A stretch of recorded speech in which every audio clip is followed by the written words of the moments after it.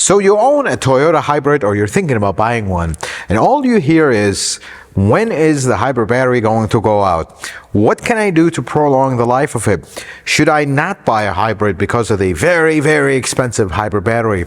Well, in today's video, I want to share with you, first, what does a hybrid battery do? How does it look like? How does it work? And then, should you actually worry about the hybrid battery in your hybrid, how to prolong its life? And what we're going to do in this video is, this second generation Toyota Prius actually needs its first hybrid battery replacement. So let's start working on it. We're going to, as we pull the battery, we'll talk about some things about the hybrid battery itself. Then we're going to check out the hybrid battery on this one before we replace it. Let's talk about Toyota hybrids. Toyota were the pioneers of hybrids. They're not the first ones to come up with a hybrid principle, but they were the ones that stayed with it and kind of became the leaders in this sector. So here's briefly how a Toyota hybrid system works, which basically has not changed in operating principle since the first generation. We are now in the fifth generation. So you have a gasoline engine, you have two electric motors, and you have a planetary system between them. One electric motor is connected to the engine, so it can start that engine, and then once the engine starts turning that other motor, and that motor starts generating and charging the battery. And then you have a second, much larger motor that can drive the car. You can apply power to it. You can actually drive the wheels. And when you're braking, it's going to use that force of the road to turn this motor, which is then going to generate and charge the battery. And that cycle continues. Now, it's a lot more complicated than that. But in today's standards, with electric cars, with everything, this is no longer a complicated principle. It's actually very simple. And the transmission, although in reality it does not have a transmission per se, no clutches, no torque converter, none of that. It's called an eCVT. And many folks will shy away from that. It is not a standard CVT, folks. Just the operating principle, basically meaning the ratio of this transmission is continuously variable. That's the only reason they called it eCVT. It has nothing to do with a regular CVT transmission. But here are the components of the hybrid system. So we talked about the transmission that houses actually the two electric motors. You have the engine. You also have an inverter with converter assembly that can change the routing of where the voltage is going and whatnot. Then the hybrid battery, which is a high voltage DC battery. As you see here, that's the disconnect point for it, for service, a service plug. So this battery is kind of the lifeblood of the system, because this is what's going to power up the motors to supply that boost that we need to the engine, so we can drive the car in EV mode, so the engine would be kind of relaxed. And once we have something that is helping the engine drive the car, you can put a very low power, kind of emissions focused, efficiency focused engine. Because if you put the engine in any of these hybrids in a normal car, it's going to be super underpowered. But because this engine has the boost of the hybrid system, you can actually have a better emission engine, not really focused on power because of the boost. So the hybrid battery is the best thing and the worst thing about hybrids. Depends who you ask and how you think about it. So the hybrid battery is what powers everything, and it's what makes hybrids able to achieve their unbelievable gas mileage sometimes, and their efficiency, and most importantly, which is actually the purpose, is the emissions, very low emissions. So the hybrid battery, just like any battery, it has a life cycle. But this is where folks get very nervous about, and they see these cars extremely complicated. Folks, if years of reliable hybrids have not proven that hybrids are reliable, I don't know what is. The battery, on the other hand, we're going to explore this battery in a little bit here. And then after we check it out and start assembly, we're going to talk about what makes them fail. Are they worth it? Are hybrids worth it because of the cost of the battery and everything else? So this is the hybrid battery. By the way, even if you go to a 2025 model, it'll look something similar to this in smaller cars. In bigger cars, they may look different or have a different shape.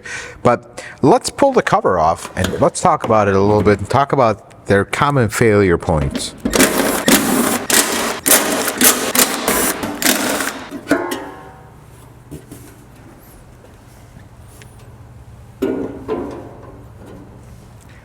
This is a nickel metal hydride battery. It's not a lithium ion, although lithium ion will look somewhat similar. Not exactly the same, but similar.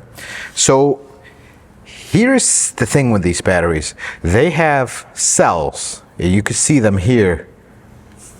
Here's the positive and here is the negative, and this is an entire cell. I want you to think of this way. You've seen the little AAA battery? This is basically what this is, and they're stacked together, and they have two bus bars. One is positive, one is negative, one is positive, one is negative. They're wired in series. If you're into electronics, they're wired in series, so each one of those will have a specific voltage, and together they reach that hybrid battery voltage, total voltage. It's a very high voltage. It is DC. So care. I mean, you see danger signs everywhere, and you should take them very seriously. I see some folks experiment with batteries. Don't.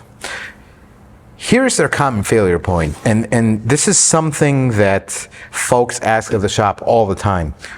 How do I test my battery? How do I know, is this battery going to fail or not? And to be honest with you, there is no accurate way to test them. You will see folks out there, you know, this tool will test them. I have this procedure that tests them. Potentially you'll be able to get some result, but it's highly inaccurate. The reason for that is, how do you test your 12-volt battery? I mean, your regular battery in a car, how do you test it? You load test it. You put a load on the battery and see how it responds, and that's how the battery testers do. You can't do that here. You can't do that at this high voltage. You put a load on this, you need some mega tester. And there are testers like that, but they're not available in your, you know, local parts store. This is a very dangerous procedure to do because you're working with very high voltage. Some of these batteries go 300 volts plus. Your little 12-volt batteries is 12 volts. The only way to test these batteries is to test each individual cell individually, and then kind of take an average of all of them, and then you'll know the overall health, which includes removing the battery, disassembling the buses, disconnecting each cell, and then testing each individual one. Well, at that point, you spend so much in labor and time, it's, what are we trying to do? Some folks will ask that over an oil change. It's like, can you just test it real quick? There is no real quick. There is no actual test for these. Here is some signs that your battery is weakening. Not weak, not faulty, weakening. Your range will drop. You'll notice it's always at the bottom 2 bars on your charge. And that charge indicator, some folks will say it's not accurate. It's actually pretty accurate.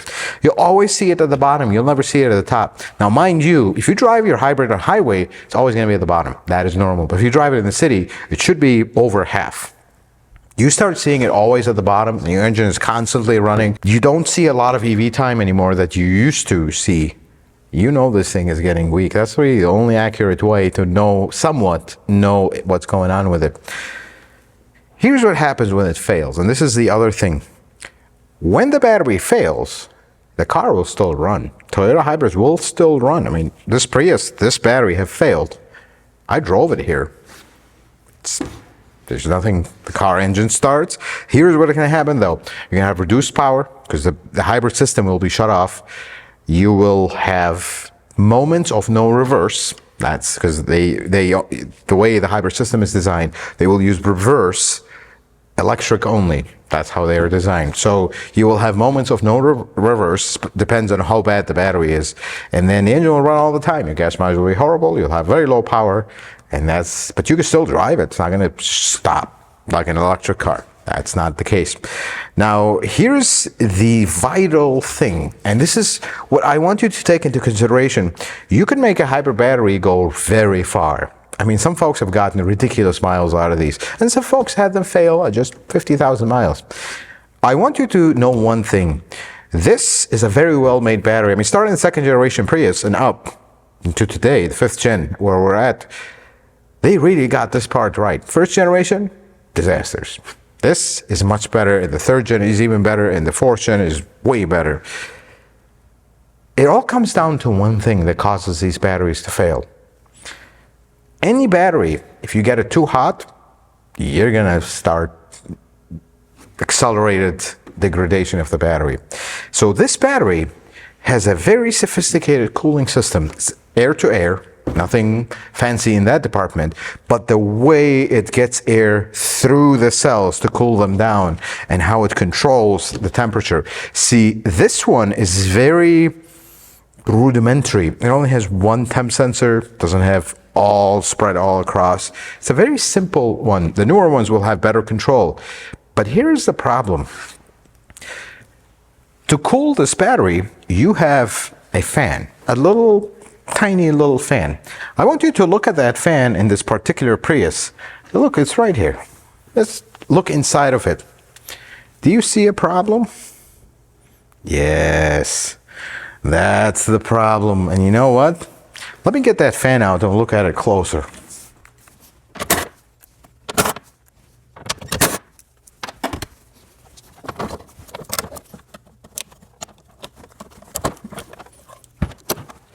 Look at how much lint there is inside of this thing. I hope you can see it very clearly. This is not the worst one I've seen. Here's the problem. The intake for this fan is right here. Open the door, you can see it from where you're at. See this intake?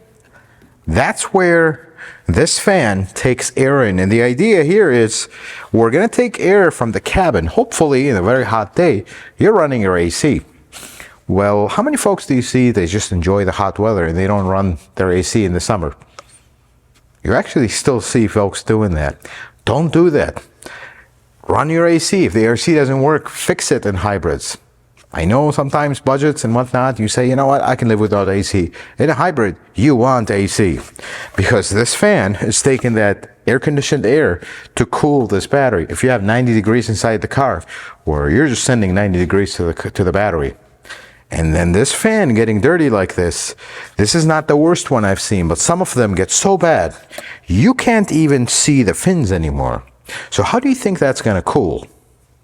Here's where it comes. This is where Toyota discovered this and kind of using their Kaizen, or however you want to say it, continuous improvement, they changed things. They added, and this is the least fancy filter they have, they added a simple filter. This just goes over that vent. So you, as the user of the car, all this lint that went into that fan would have been stuck here. And you could easily just pull this out, clean it, put it back. I have reason to believe this particular battery failed because of this. It was just not getting adequate cooling. It's as simple as that. That's usually how these batteries degrade. Now, here's the next important thing. Don't experiment with these batteries. This car has over 200,000 miles. This is the first time this battery is getting replaced. Don't you think we got our money's worth out of this battery? Here's what folks will do. So this battery, not all the cells have failed. And you can actually see this in a scan tool. And that's really the only diagnosis when you get the dreaded replace hybrid pack code. You'll have one or two cells that actually drop below the threshold. The computer is continuously watching every single cell to see how it performs with charge discharge. When one of them falls down, you'll see it on a scan tool, but so will the computer. So folks will want to kind of go, first, if you like a better word, denial, by saying, let's erase the code, and it was fine for a week, and then it's back, I'll keep doing that. Don't do that, because it's already failed. It's only a matter of time before that deviance between the cells come up, and the computer will just shut everything down. Whatever you do, don't go to replace the one cell.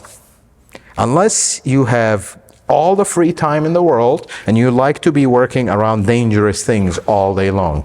And every week you replace the cell, the next cell will go. You replace this one, we keep going and going. By the time you get to the last one, the first one goes. Because Toyota does not sell you individual cells. Now, they're nothing special. You can possibly go to the manufacturer that manufactures them. But do you value your time?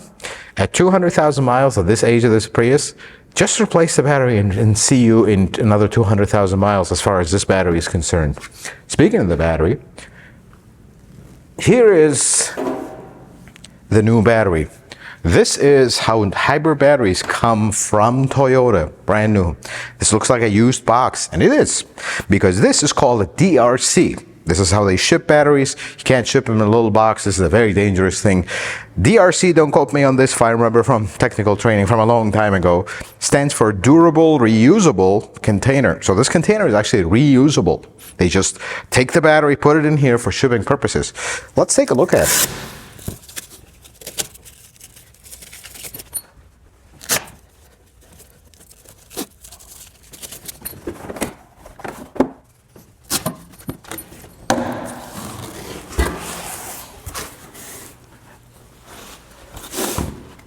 And this is a brand new Toyota battery.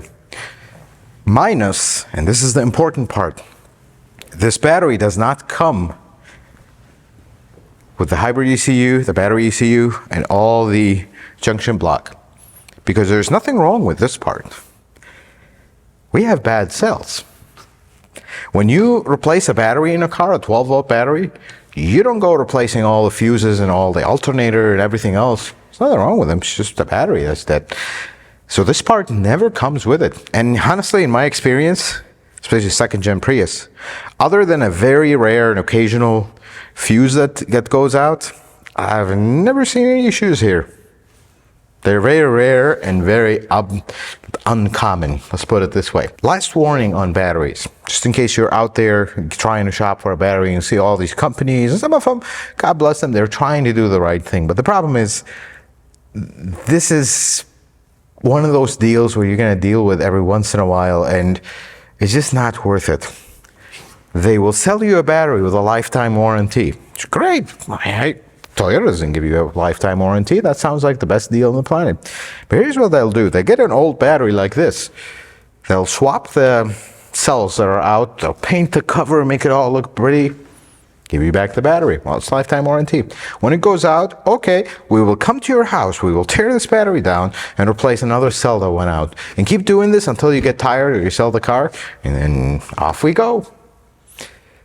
It all really comes down with aftermarket batteries and replacing cells and all that. It comes down, how much do you value your time? Do you want to keep going back and forth and have an unreliable car? Or do you want to just do it once, do it right, and be done?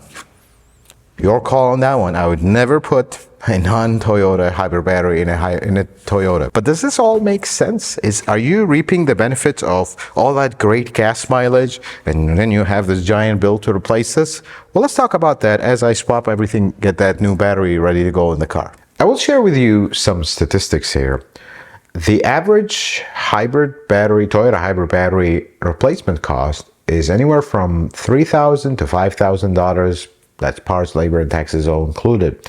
It's very few models, especially some of the older, stranger ones, can creep up to $8,000, but majority of them are in that $3,000 to $5,000 range. That's only for the regular hybrids, though, not plug-in hybrids. We are not including these in this video. So here's another statistic that I will share with you from actual real-life experience. I worked at a Toyota dealership for a very long time as a Toyota Master Diagnostic Technician. Then I opened my own shop specializing in Toyota and Lexus, including hybrids.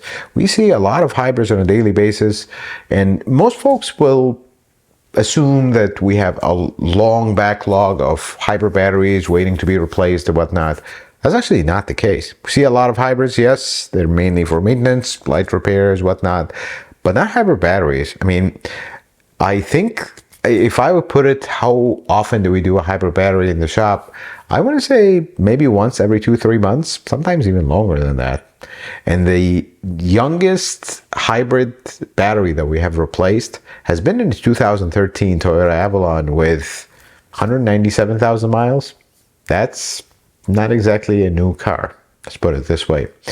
And the reason for that is, and I think there's something a lot of folks are not aware of, starting 2020 and up, Toyota actually changed their hybrid battery warranty from 8 years, 100,000 miles, to 10 years, 150,000 miles. So if they're going to increase their warranty like that, and that's a pretty long warranty if you ask me, but if they're going to increase their warranty like that, they're looking at the numbers from the previous models. I mean, they are lasting a long time. That is a good thing that they increased the battery warranty here, so people will have more kind of peace of mind about it. And I get that. But here's another interesting statistic, an important question that folks will heavily debate on this one. But let's do some humble, simple math.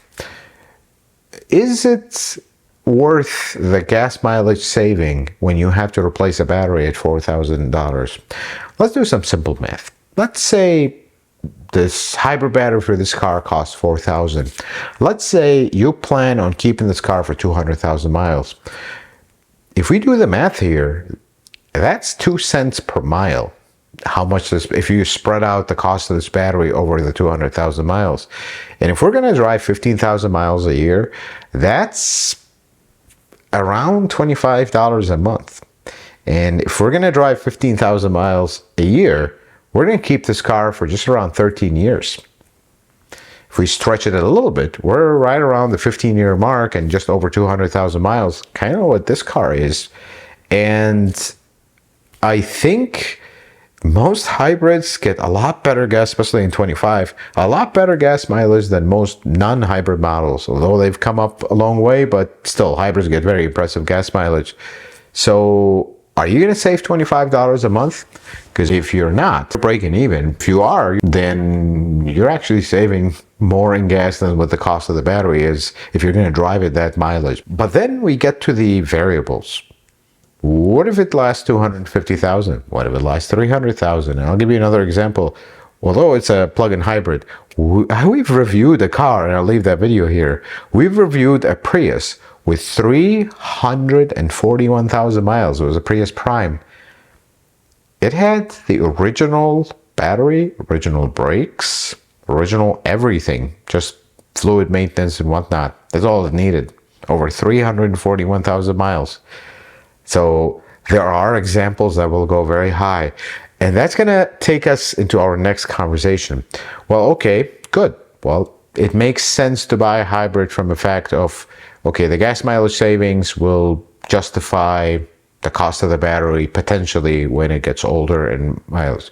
But that's not just enough to go and just buy a hybrid. They're great. Okay, there's a lot of factors that you need to consider with a hybrid when you're buying one. The best hybrid you will buy is a brand new one, and you have a solid plan from day one of how long you're going to keep it and what's the plan. That's the best hybrid you'll buy. But not everyone will be able to, jump in on a new car. Car prices are getting very high. So what if you're looking to buy a used one? Here's what I'll tell you. Most hybrids that you'll find out there, 10 years or younger, I would investigate their history. This is one advice that will go against any advice you've heard about buying used cars. Don't buy the lowest mileage hybrid. This is something about hybrids. These batteries don't like to sit. You go buy a 5-year-old car with 2,000 miles, that's not a good buy in a hybrid world, because that means that car sat and sat and sat. It was never driven a lot. That's not good for hybrids. Hybrids like to be driven. Just like any battery, you leave your car for 2-3 months at a time. Eventually the battery, the regular 12-volt battery will degrade and just kind of perish early, if you would. Same thing with a hybrid battery. It's a big battery. If you don't drive it, it just sits there. It's going to degrade. So the best hybrid to buy used is going to be one that has average miles, good maintenance. That's the biggest thing. They love their maintenance. And you want to kind of investigate, if possible, I know it's always possible, what was the driving habits of the previous driver? Because another thing with hybrids that is a consideration, even if you're buying them new, if you're going to drive highway miles all the time or majority of the time at very high speed, and when I mean high speed, 80 miles an hour plus, I hope you're not breaking in speed limits there, but 80 miles an hour plus, that may not be the best car for you. Because can it handle that? Absolutely, without a single problem. But you gotta actually strain the system and strain this battery at all times. Like we talked about, you will always see them at the bottom 2 bars because they're not able to keep up actually. So if you're going to be that person, maybe a hybrid is not the best choice for you. If you have a blend, you have all city driving, or you have a blend of city and highway driving, then a hybrid is something I would consider. But with that, we just did the math. We just talked about all that. Do you think it's a good idea to buy a used Toyota hybrid on its original battery that has, say, 250,000 miles, that's 15 years old? I don't think it's a good idea unless you are prepared and the price of the car is reflecting a potential $3,000-$4,000 battery replacement, because that's the stage where they go. I mean, hybrids have been around since early 2000s. you're going to start seeing the older ones go that are in that range of 10 to 15 years that has well over 200,000 miles. This is where I would be nervous about getting into one at that point. Unless it's had a battery replacement, then we are good, because most of these cars, otherwise, they don't have a lot of issues as long as they're properly maintained. But going back to our very original conversation about, does the gas mileage kind of justify the high cost of the battery? Well, that's just the gas mileage, because there are other considerations with hybrids that I'd like you to know about. If you're getting into a hybrid or you own one, so hybrids don't have an alternator, they don't have a starter. So up to 200,000 miles, you may go through one alternator in an average car, maybe go through one starter. Hopefully not with Toyotas, but you may. That's a very high possibility at that mileage. Well, you don't have those in hybrids. And then brakes. Brakes usually in hybrids, they will, if you're, an easy driver, you don't accelerate hard, you don't brake very hard after hard acceleration, and you're generally easy on the brakes, you could see, close to 200,000 miles on these brakes. That's not a joke, because the Prius you're looking at has 214,000 miles. After we were done with this battery, I actually replaced the original brakes, front brakes, on this car. That is not a myth. That is an actual truth. And the Prius that we looked with 341,000 miles had the original brakes, and they were not even close. So brake replacements will be a lot less on a hybrid than they are on non-hybrids. That's another factor that is adding over your overall, does this make sense? The other consideration is most of them don't have a drive belt. But to be fair and to keep things fair, there are a couple maintenance items that get added. The maintenance items will be added. You have the inverter coolant that needs replacement. That is in addition to the engine coolant, it's a separate system. And then the hybrid fan filter we talked about, although please consider DIYing that. That's super simple. I highly encourage you to at least locate where it's at, check it periodically. If not, clean it or replace it yourself. It's very, very simple. So these are the considerations with a hybrid. And the last thing is the transmission, folks. I can, for my long career with Toyota and now at the shop, I can count on my fingers, on one hand, how many hybrid transmissions have I replaced. And I recall greatly that 2 of them were actually caused by accidents. They are such a reliable transmission, unbelievable. There is no transmission, even a manual transmission is not this reliable. That's all I'll say about them. So there is also in a non-hybrid car the possibility that at 250,000 miles and beyond, you may have issues with your transmission.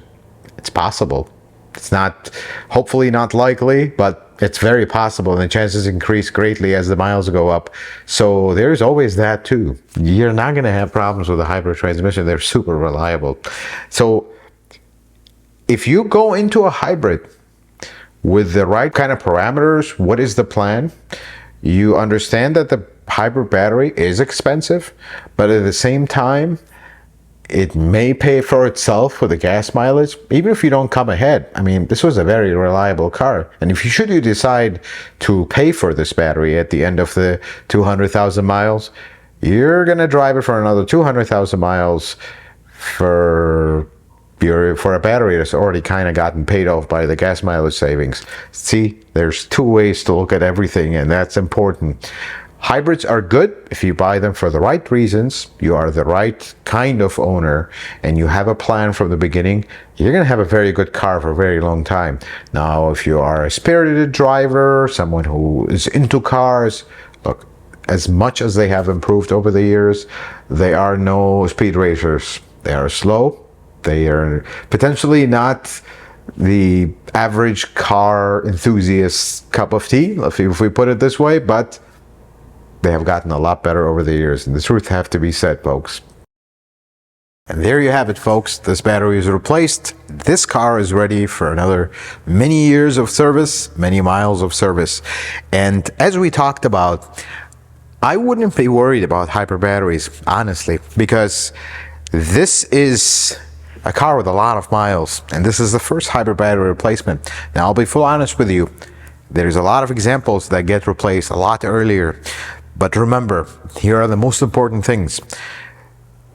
The way you drive your hybrid is going to affect its battery life. The way you don't drive your hybrid is going to affect its battery life. And the most important thing, which since I started this channel, we've talked about it so much, the hybrid fan filter, the hybrid fan itself, got to keep it clean. If you don't have a filter in your older model, just install one, keep an eye on it, don't block it. If this is the kind of the number one reason hybrid batteries fail. But here's some good news though, and this is an older car. Newer cars, because they have discovered this, they have gotten so much better at detecting that the fan is not working properly. It'll physically display a message, hybrid battery is overheating, you need to service the system. This is how good they've gotten. Now they have a paper filter. But the problem with paper filters, and this is something I want to close the video with, paper filters, when they get so badly clogged and you ignore the message and you ignore a filter, they could actually cause a complete clog. So with paper filters, you want to be a little bit more proactive. They work so well, you'll never have to clean the fan, but you gotta service that filter, folks. It's so simple, it's DIY, I have many videos. It's something you should do yourself, even if you're not into cars, even if you've never done anything. If you can change your air filter, you can definitely change that filter because they're super simple. Folks, I hope this video was helpful, informative. I hope you learned something new. If you like it, consider giving it a thumbs up. If you're not a subscriber, consider subscribing to the channel. Check out some other videos. Until the next video, folks, may the Lord bless you and keep you, and you have yourself a wonderful day.